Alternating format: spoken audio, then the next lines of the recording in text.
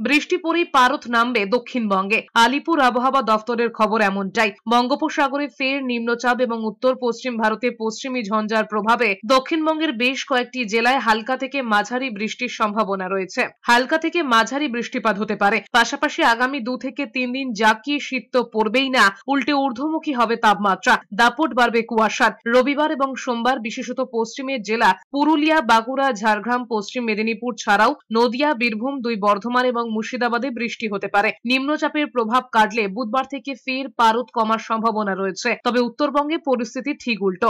রবিবার এবং সোমবার দার্জিলিং এ তুষারপাত হতে পারে। বিক্ষিপ্ত বৃষ্টিপাত হতে পারে দার্জিলিং, কালিম্পং, মালদাতে। পশ্চিমবঙ্গের মেনলি উত্তরবঙ্গের কয়েকটি জেলায় অতি হালকা থেকে হালকা বৃষ্টি 2-1 জায়গায় বিক্ষিপ্ত হওয়ার সম্ভাবনা আছে।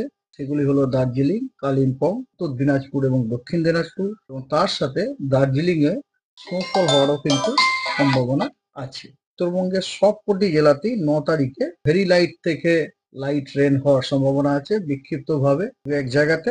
দক্ষিণবঙ্গেও 9 তারিখে আপনার সবকটা ওয়েস্টার্ন ডিস্ট্রিক্ট এবং তার সাথে নদিয়া, মুর্শিদাবাদ এবং ইস্ট বর্ধমান এই জেলাগুলিতেও কিন্তু হালকা থেকে অতি হালকা বৃষ্টিপাতের সম্ভাবনা আছে।